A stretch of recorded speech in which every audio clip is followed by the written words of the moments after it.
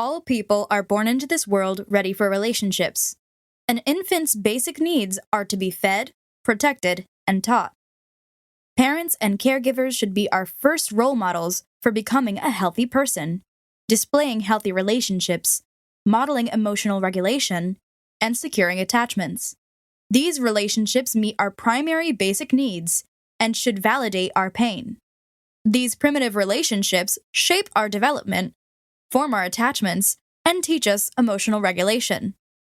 Since working with schools and law enforcement continues to verify our broken brain conditions, unfortunately, on a national average, 15 million children are exposed to the cruelty from their home base.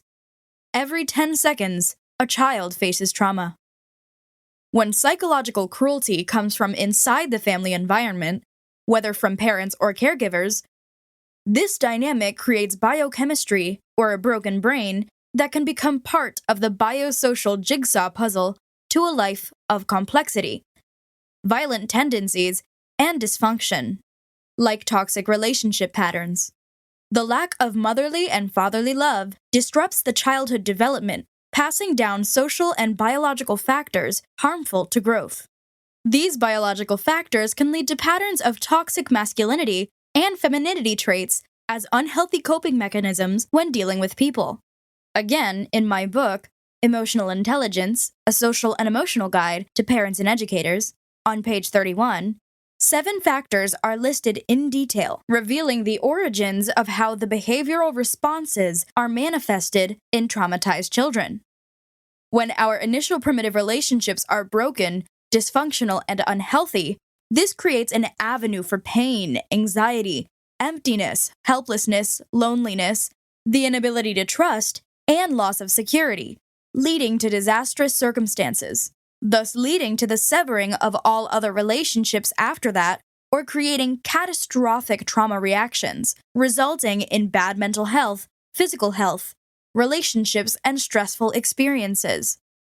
In addition to abuse, neglect, humiliation, overcrowding, unstable home environment, rejection, and cruelty can be social factors that lead to future impairments.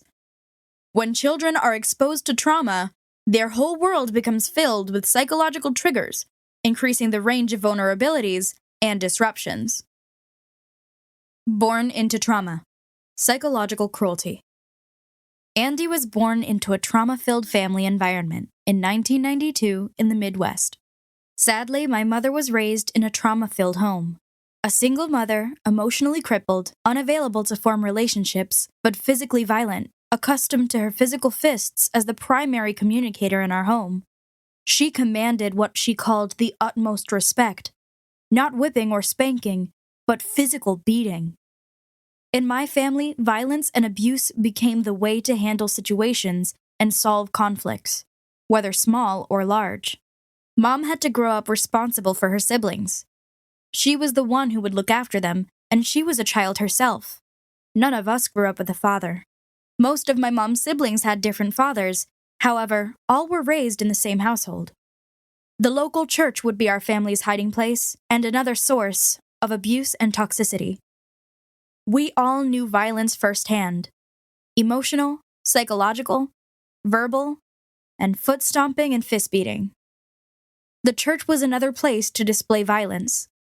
It was often mistaken as a safe place. Grandmother was a strict church-going woman, downright mean and hateful at times. Her words were venom. She could curse you and never lay her hands on you. But everybody in the church revered her as the ideal Christian woman, doing the right thing because, they said, she builds strong character. She was making us strong to live in the world. Instead, it was the opposite because we knew the truth. The truth being, we were suffering from personal emotional trauma. As I got older, the pattern continued, and my mother continued in the same pattern as Grandma. The physical beatings were customary, and I remember learning to lie about each scar and bruise. How often can a girl get into a fight but never be suspended from school? Or how many times could one fall? I quickly learned the right clothes to wear to hide the wounds. After time, I became accustomed to violent behavior as a girl.